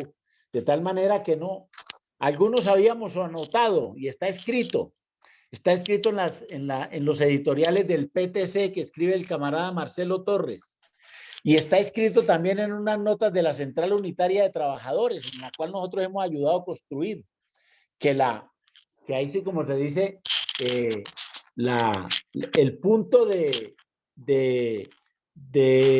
que iba a reconfirmar o no el acuerdo nacional era la reforma tributaria. Pues es cierto, no se van a dejar quitar esos 25 billones, ya van en 22 y aspiran, sino que no sean sino 10 billones, que 10 billones fue lo que le regaló Duque en la reforma tributaria del año 2019, ratificada en el año 2020, ¿sí? Eso sí fue lo que les permitió a ellos. Entonces, ese es el primer desafío que tenemos. Y por tal motivo, yo creo que hay que salir masivamente a respaldar a este gobierno en los 100 primeros días el próximo 15 de noviembre. Esa es por lo menos la orientación tanto del Partido del Trabajo de Colombia, que en particular ya la Central Unitaria de Trabajadores ya está plenamente desarrollando. Hoy tuvimos una reunión del Comando Nacional Unitario. La CGT dijo que lo iba a mirar. La CTC, les informo aquí extraoficialmente a todos los compañeros, la compañera Diana Gómez dijo que eso estaba muy difícil salir a manifestarnos el día 15 de noviembre, porque la gente no iba a entender de qué era lo que se estaba haciendo, porque siempre nos han visto es en protesta y cómo era que ahora nos iban a ver respaldando, que es una expresión desafortunada de la CTC sobre este tema, pero que empieza a mostrar desafortunadamente las nuevas circunstancias políticas que se están viviendo hoy en la CTC. Entonces, ese es el primer desafío que tenemos. El otro desafío que tenemos, ¿sí?, es lograr que en este gobierno avance la agenda laboral de los trabajadores, especialmente en temas tan significativos como la tercerización laboral, ¿sí?, para que ese flagelo de los trabajadores, de sus condiciones laborales e inclusive de las condiciones del sindicalismo, pues lo podamos superar. El otro tema es el de las OPS, que verdaderamente se conviertan en trabajadores formales del Estado, en plantas de personal permanente, no temporales. Que se derogue la ley 789, aquella del recargo nocturno, los dominicales y festivos, la rebaja, la tabla indemnizatoria y la eliminación del carácter laboral del contrato de aprendizaje. Eso hay que ganarlo. Y el tema de fondo, pues el Estatuto del Trabajo. Ese es otro desafío nuestro. Pero el otro desafío que tenemos es el tema exactamente de la multiafiliación o de la proliferación y la atomización del sindicalismo. Le tenemos que prestar muchas bolas a eso exactamente, ¿sí? Para que evidentemente podamos fortalecernos. Tenemos un gobierno que uno al final lo que le va a decir es, hombre, no nos dé nada, pero permita fortalecer la organización sindical. En esto ha tenido un desempeño y tiene un criterio político y significativo. Nuestro querido compañero y camarada Edwin Palma, desde el Viceministerio de Relaciones Laborales, que deberá exactamente propender, ya lo ha dicho, le ha tocado ir a varios escenarios con los empresarios y obviamente que los ha desafiado con el tema de que el Ministerio del Trabajo es para fortalecer a la parte débil de la relación laboral, que somos los trabajadores. Y por tal motivo en la necesidad de que se fortalezca esa parte débil a través de la organización, que en esta oportunidad pues serán los sindicatos. La reparación colectiva va a ser entonces también un escenario propicio para que el sindicalismo pueda ser reparado frente a toda esa violencia antisindical que ha sufrido y que le ha significado más de 3.000 y punta de muertos, de los cuales 1.100 los han puesto el magisterio. Esos son los desafíos que tenemos. Y bueno, para el Partido del Trabajo esta también es una oportunidad entonces para crecer. Sí, estamos respaldando al gobierno con los criterios que ha defendido el Partido del Trabajo de Colombia, es que se viene consolidando el gobierno de Gustavo Petro. Pues esos son los criterios primero de que la posibilidad de que la lucha armada no tenía futuro en Colombia. Esa es una tesis que hemos defendido nosotros y que tendría que ser por la vía institucional con la cual podríamos avanzar desde el punto de vista económico y social para el bienestar general del pueblo. Esa es una teoría que hemos defendido desde el Partido del Trabajo de Colombia. La otra es obviamente la oposición radical que hemos tenido siempre frente al modelo neoliberal en el tema de las privatizaciones y en el tema de las reformas laborales. Pues el otro tema tiene que ver con la necesidad de construir un gran frente de sectores sociales y políticos que serían la única oportunidad con la cual podríamos derrotar a estas élites neoliberales, que es lo que acaba exactamente de constituir Gustavo Petro. Y lo otro, la tesis que ha venido sosteniendo Petro, la necesidad de desarrollar el capitalismo nacional, es decir, que se pase a fortalecer tanto el sector agropecuario como el sector industrial y por esa vía, obviamente, fortalecer el capitalismo nacional, que se desarrollen plenamente las fuerzas productivas. Yo creo que por más crítico que se le haya hecho a Petro de la compra de las 3 millones de hectáreas, sí, eso al final tiene un componente progresivo, que es desarrollar las fuerzas productivas en el campo, que evidentemente esas tierras produzcan, de tal manera que las tesis que nosotros hemos tenido desde que se fundó el PTC, que son tesis de Francisco Mosquera, hoy están más vigentes que nunca y evidentemente están en pleno desarrollo. Sin ellas, Gustavo Petro, consciente o inconscientemente, como se quiera, ese no es el problema, pero nosotros conscientemente sí entendemos que quien mejor desarrolla hoy esas tesis programáticas que ha tenido este Partido del Trabajo de Colombia y que por tal motivo tiene la oportunidad de crecer, porque tiene exactamente un trabajo consolidado en su historia, es exactamente nosotros con estas tesis que aquí he enarbolado y obviamente que nos permitan a nosotros poderle decir a otros compañeros, hombre, pero es que este partido tiene estas 4 tesis significativas que está desarrollando Gustavo Petro y que hacen parte del ideario revolucionario, escalar un peldaño significativo en el desarrollo de Colombia y en la atención de los excluidos de siempre, que es lo que hemos venido sosteniendo. Bueno, ahora sí terminé, compañeras y compañeros. Muy amable por su atención y si hay alguna pregunta, con el mayor de los gustos, y disculpen que me haya extendido un poco. Fabio, muchísimas gracias. Como dijiste, esto es simplemente un abrebocas, un resumen muy apretado de toda la historia de la clase obrera, muy rica, y que Fabio lo ha explicado en otros escenarios de mucho más tiempo. Aquí son, Sí, claro. pues por las dificultades de los tiempos, simplemente como repasos generales, que nos quedará pues la tarea de profundizar o de volver después, ya lo vamos a mirar en una próxima reunión, cómo podemos hacer unos encuentros entre nosotros de mayor profundización en todos los terrenos. Vamos a mirar por el país, en varios sectores podemos hacer cosas de esa naturaleza. Agradecerte mucho y pues dar curso a las inquietudes que puedan tener las compañeras y los compañeros sobre lo que ha planteado Fabio en esta exposición. No sé, compañeras, compañeros, si hay alguna inquietud, alguna pregunta, alguna intervención. Yo, Carlos Raúl, tengo la mano alzada. Dale, Eduardo, qué pena. Bueno, primero que todo, darle gracias al compañero Fabio. La verdad es que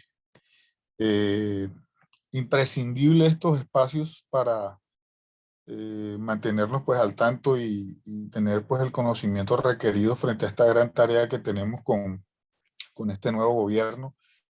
muy importante sentir ese apoyo de parte del partido pues teniendo en cuenta todas las aspiraciones y todos los compromisos que tenemos pues como partido hacia futuro, y teniendo en cuenta que se viene un proceso muy importante para todos los trabajadores como es la puja por el aumento salarial el salario mínimo. Quería saber qué expectativas podemos tener nosotros como trabajadores para poder ir hablando ya con los compañeros independiente por fuera de todo esta situación, que la verdad es que sería un muy buen comienzo para los trabajadores, independientemente de todo el mal que le hacen los medios de comunicación a este proceso, siempre dándole el lado a los empresarios con la excusa que está más que válida, dar a saber que siempre con el mismo pretexto de que se van a perder puestos de trabajo, no pueden aumentar el salario mínimo a un valor que pueda ayudar en verdad al trabajador a poder conseguir pues todo lo que se ha perdido durante tantos años con la economía. Entonces sí, es saber qué expectativas podemos tener más o menos para empezar a conversar el tema. Con mucho gusto. Si hay alguna otra pregunta para redondear.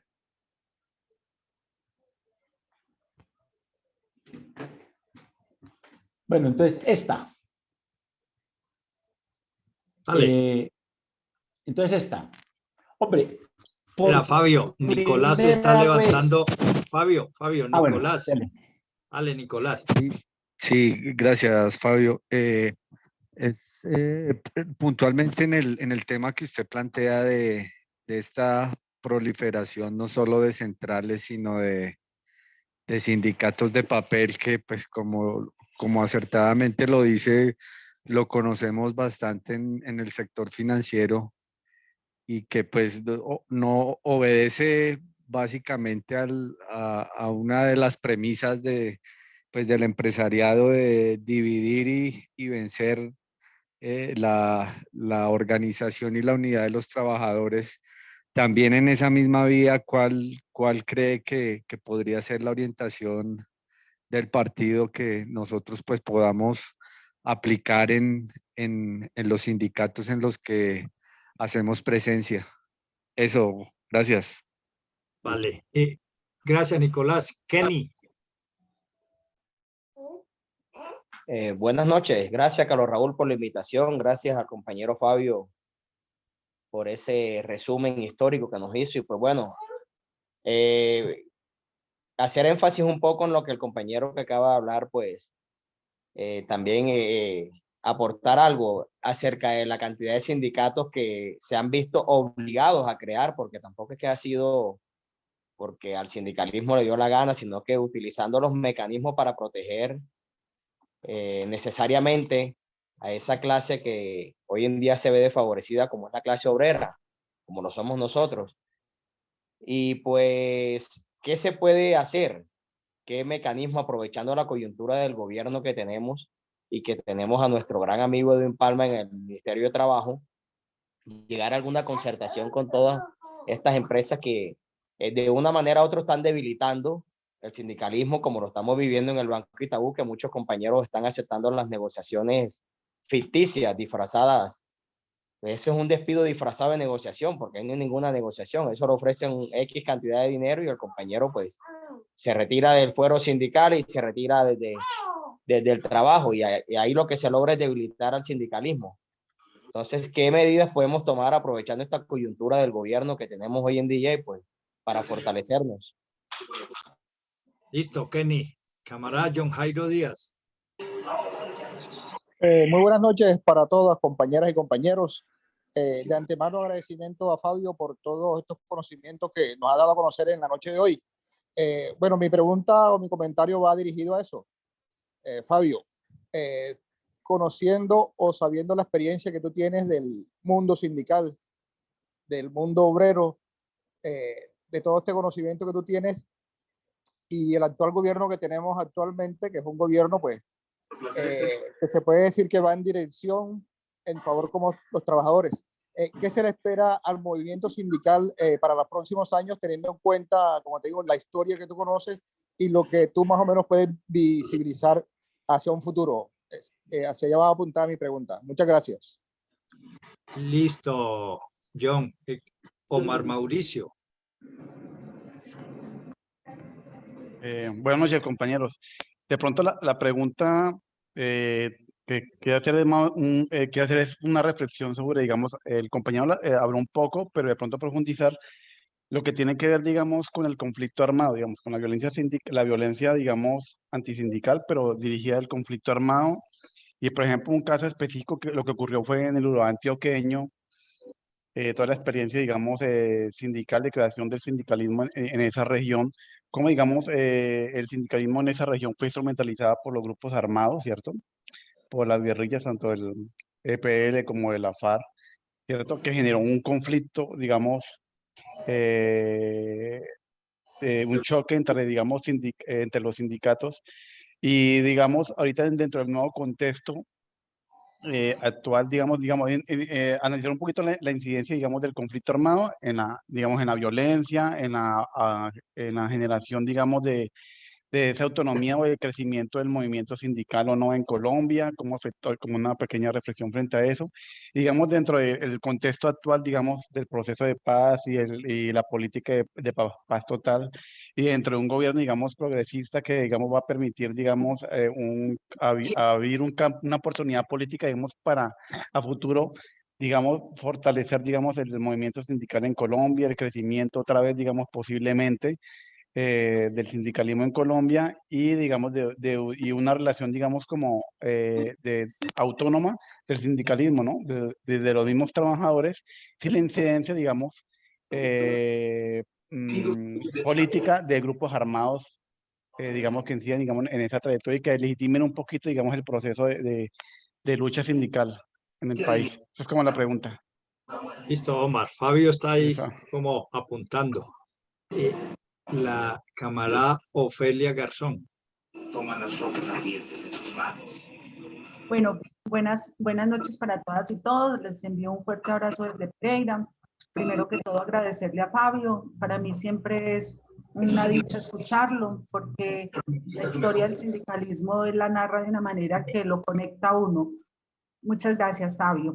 Y hacer de pronto un poco hincapié con la invitación que nos hace Fabio de salir a marchar ahorita el 15 de noviembre para apoyar el gobierno Petro. Es necesario que lo hagamos porque la derecha en este momento está fungiendo con mucha gente dando información falsa, errónea, para que la gente sienta que este gobierno no es el que queremos. Entonces, por eso hay que salir a apoyar a nuestro presidente Gustavo Petro el 15 de noviembre y la invitación es extensiva para todos y que nosotros en nuestras organizaciones sindicales aboquemos a que eso se haga y que sea a nivel nacional. Muchas gracias. Vale, Ofelia, gracias. Si no hay más y si el tiempo te alcanza, Fabio, de pronto alguna precisión de la orientación incorrecta que está dando una fuerza que ha tenido presencia en el movimiento obrero, como es el MOVIR, como es el tema de Jorge Robledo y cosas o temas concretos en lo que están en este momento desorientando o descentrando al movimiento de los trabajadores. Si puedes hacer alguna referencia a ese tema. Elvis. Buenas noches a todos y todas. Bendiciones primero que todo. Mi pregunta puntual es sobre la parte de la historia del sindicalismo, cómo se a medida que se ha conformado. Si ya de pronto teníamos la iniciativa de un partido como el MOVIR, o sea, ¿qué pasó en esa parte? O sea, ahí como que queda como que un espacio, porque, o sea, a nosotros ahorita con el PTC estamos conformando el Partido de los Trabajadores, pero veo que el señor Fabio nos habla en la historia que hubo esa como le digo, esa intención de ser en ese partido conformado precisamente por los trabajadores. ¿Qué pasó ahí? Gracias, buenas noches. Gracias. Bueno, si no hay más, entonces, Fabio, con la palabra. Hago las de carácter sindical y después las políticas, que son muy importantes siempre. Hombre, lo primero es que todo este tema de la atomización, lo que hace Itaú, las perspectivas nuestras, la posibilidad de crecer, porque yo ya lo mencioné, este es uno de los desafíos que tenemos. De cómo crecer. La única oportunidad que hemos tenido en 32 años, la tenemos es ahora con el gobierno de Gustavo Petro, de crecer.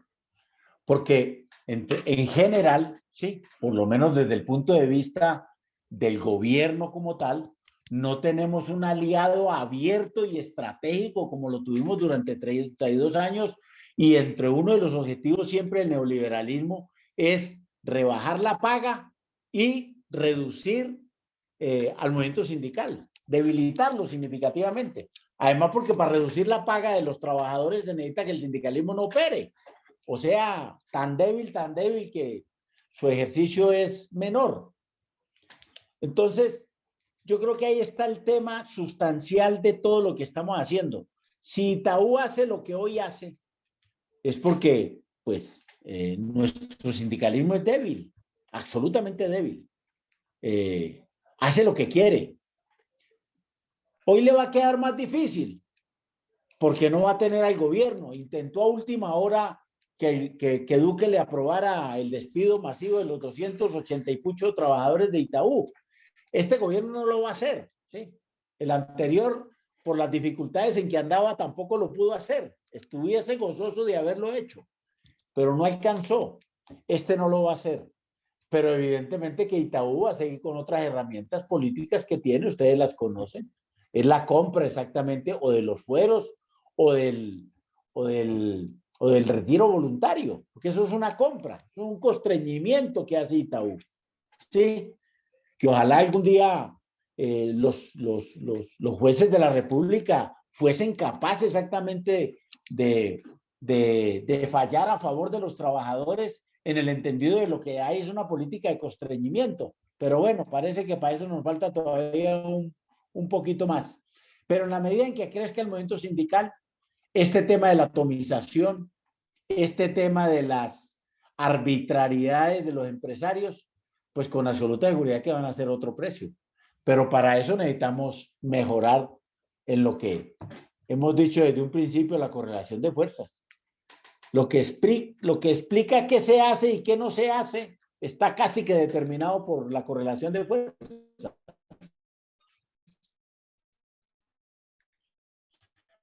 Más que por la genialidad o no de alguien en estas cosas. En las mediciones políticas significativas de la población, con absoluta seguridad que va mejorando la actitud y obviamente le va poniendo en dificultades a los otros.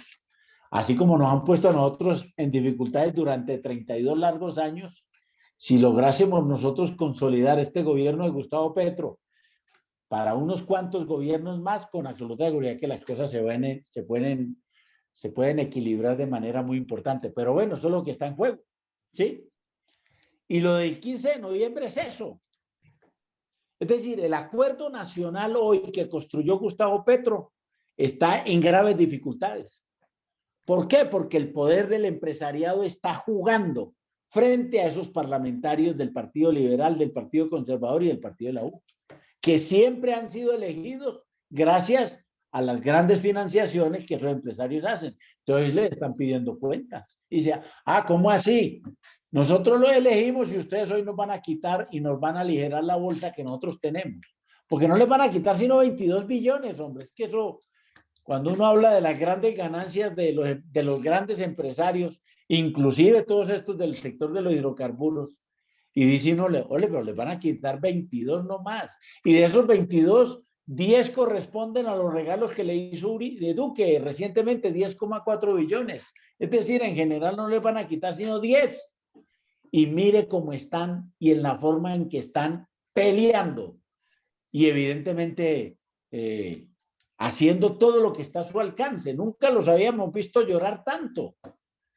Y entonces ahí está el señor Brumman Master, que desde el punto de vista empresarial es es el que más representa a toda esa élite de grandes empresarios y mega ricos que obviamente se sienten pues un poquito atemorizados porque sus negocios van a perder unos pocos recursos. No se les olvida a todos ustedes que Colombia es de los países más desiguales del planeta.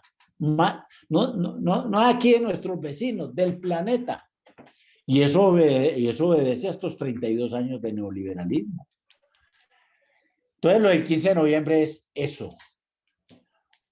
O nosotros volvemos a la calle y los asustamos de la misma manera que los asustamos en el estallido social y por tal motivo los hacemos retroceder en sus pretensiones, o ellos terminan exactamente pues imponiendo una reforma tributaria que, repito, ya le pegaron unos mordiscos, empezó en 25 o en 22, y hoy lo que quieren todos los empresarios, incluidos ya los dirigentes políticos del Partido Liberal con César Gaviria a la cabeza, son que se reduzca a 10 billones de pesos no más.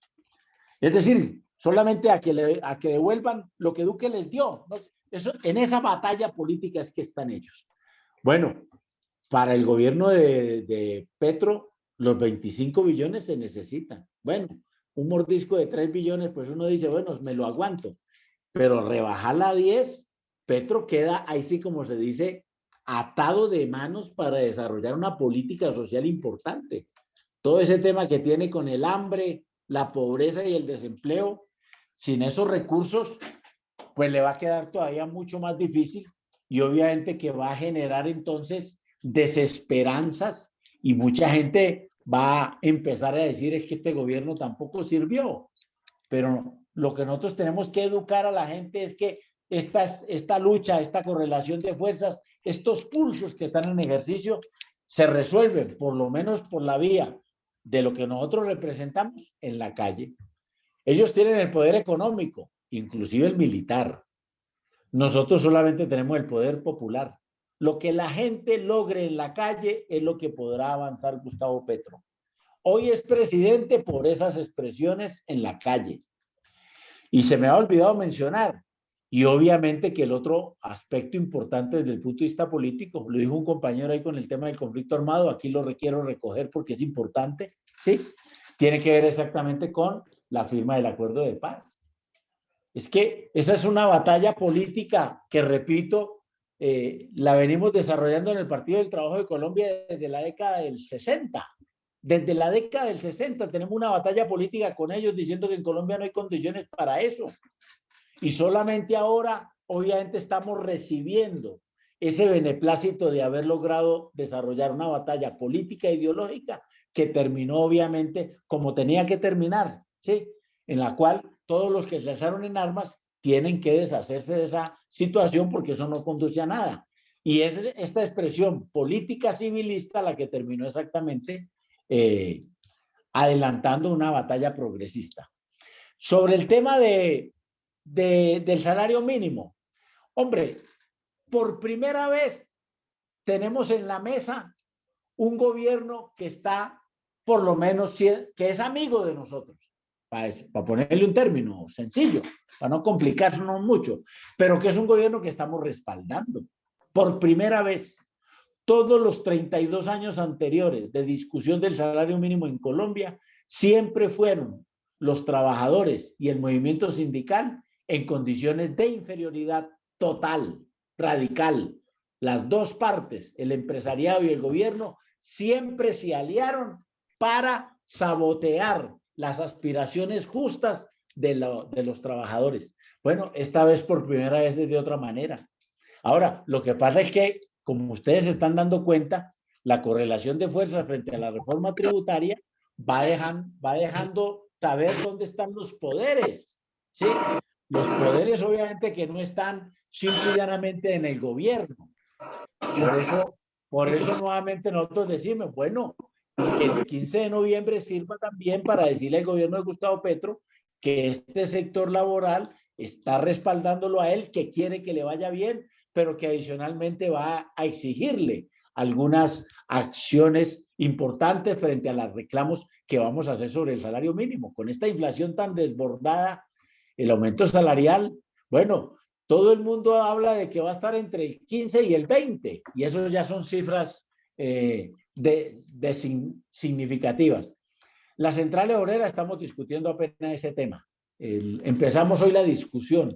La otra discusión la vamos a tener el 31 de octubre. Vamos a tener otra jornada ya con economistas para discutir cuál van a ser los montos y cuál va a ser nuestra táctica frente al gobierno, pero especialmente frente cómo vencer a los empresarios en esta oportunidad frente a las dificultades que hoy tiene la población. Y por último, el papel del MOIR, hombre. El MOIR está diciendo hoy que es que a las organizaciones sociales no les es permitido respaldar gobiernos. Esta es la posición más atrasada y antihistórica. Yo lo que les he contado todo el tiempo desde que empecé, ¿sí? Es que siempre ha habido una relación entre la situación política, económica y social en los movimientos sociales y en los movimientos políticos. Los unos van cogidos de los otros. Aquí expresé exactamente que el Partido Liberal respaldó a la CTC y la CTC terminó respaldando al Partido Liberal y lo mismo la UTC y la CSTC. Entonces, ¿cómo nos va a decir aquí ahora el MOIR? ¿Sí? Que evidentemente los movimientos sociales no pueden respaldar los gobiernos. Eso me he dicho, ese es el colmo del oportunismo político para esconder todo su fracaso en términos exactamente de la lucha política en Colombia, por lo menos en los últimos 20 años, para no hablar de otros tiempos. ¿Sí? Votaron en blanco cuando Mocus, votaron en blanco cuando Petro en la segunda vuelta del año 2018 y volvieron prácticamente a votar en blanco en las elecciones de la segunda vuelta de Gustavo Petro en esta oportunidad que ganó. Es decir, es la antihistoria, es negarse a jugar un papel político en momentos trascendentales de la vida del país. Es muy similar a lo que hizo el Partido Comunista con Gaitán.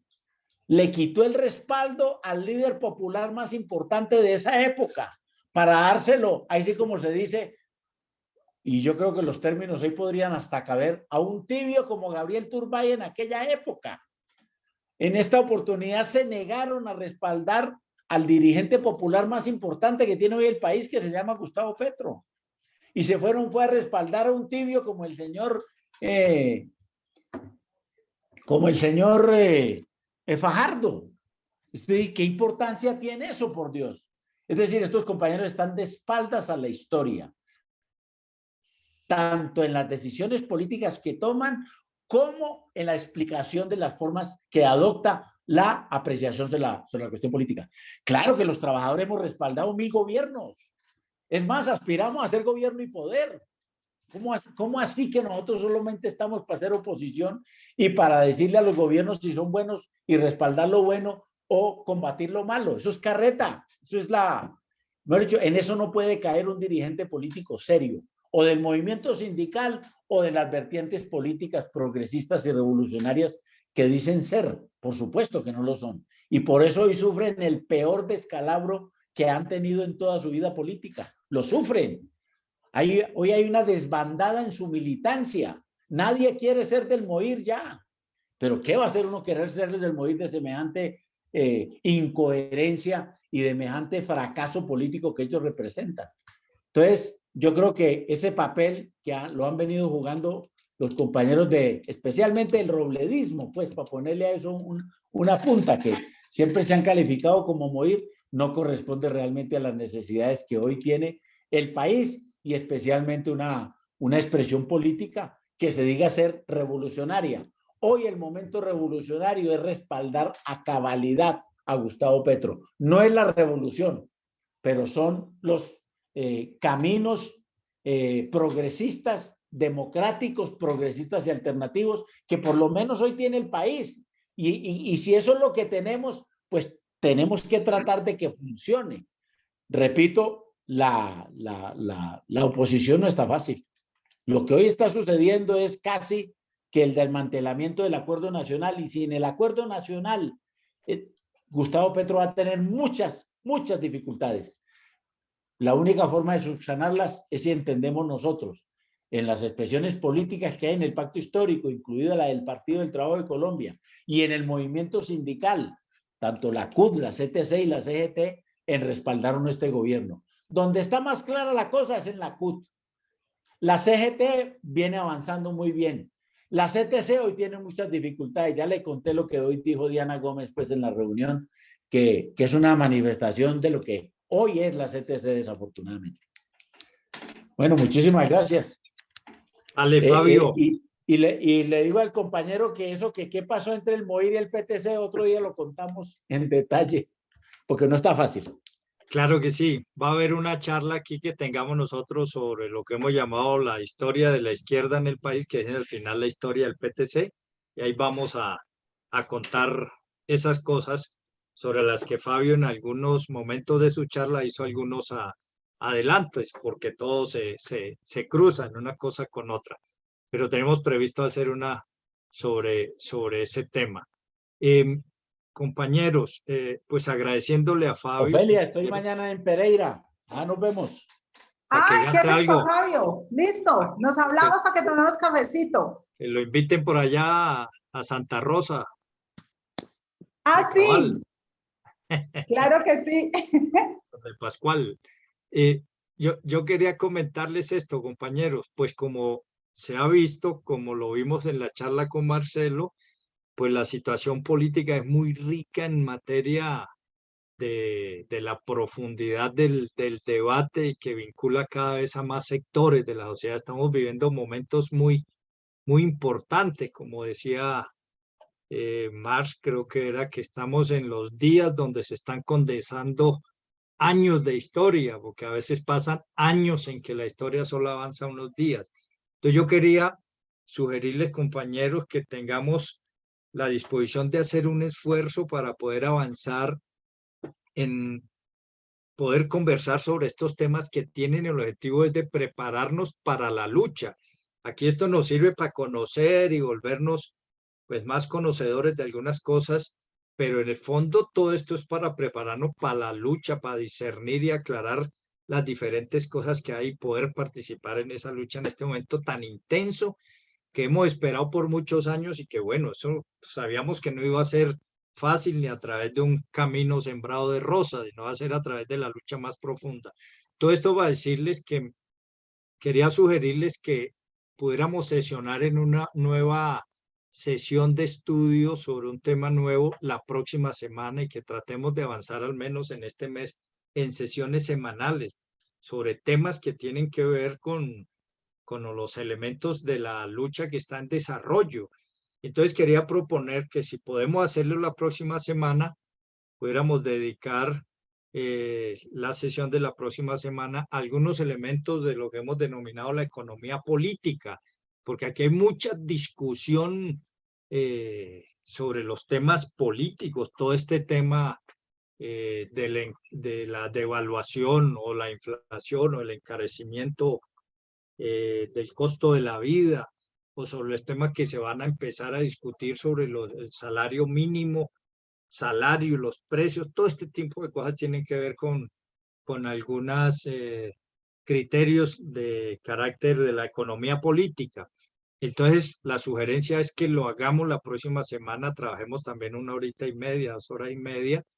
Está con nosotros aquí el compañero Andrés Arellano, que es un compañero que nos está acompañando en todo este tema del desarrollo de la actividad política del partido, y él nos acompañaría en 8 días desarrollando la charla sobre economía política y algunas pues de las categorías que están hoy en discusión en el debate político en el país.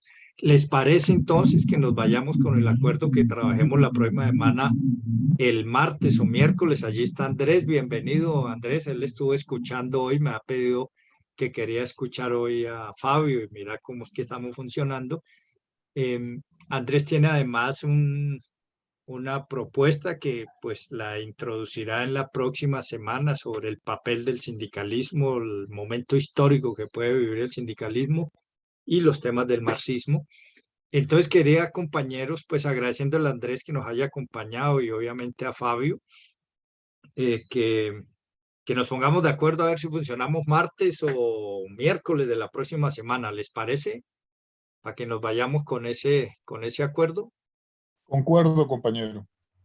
Vale, De acuerdo, mi perfecto. estimado amigo, cualquiera de los 2 días. Sí, señor. Vale, vale, Andrés. Y pues Andrés, bienvenido, hermano, y estaremos a tu disposición entonces el próximo martes o miércoles. Ahí lo definiremos entre nosotros para trabajar este tipo de cosas.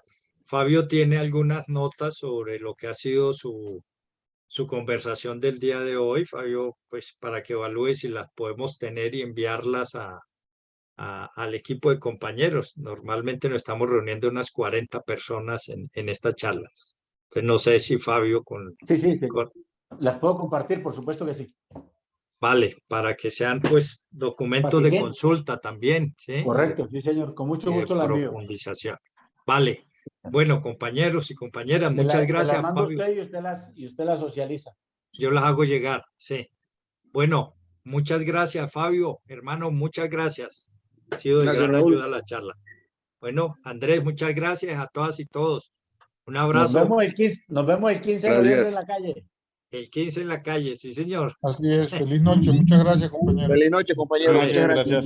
Felicidades. Felicidades y bendiciones para todos. Feliz noche, compañero Raúl. Compañero Feliz noche, Raúl, un Mariela. abrazo grande. Igualmente al Marielita. compañero Fabio Arias. Bueno, Chao. que descansen y nos vemos día. el 15 de noviembre en las calles. Vale, pues. Así será. Buenas noches a todos. Feliz noche. Estén bien. Buenas noches a todos. Chao. Feliz noche. Buenas noches, Raúl. Chao, Vamos. Fabio. Muchas gracias. Un abrazo. Hasta luego, Andrés. Ya fue. Ya fue. Bueno, adiós.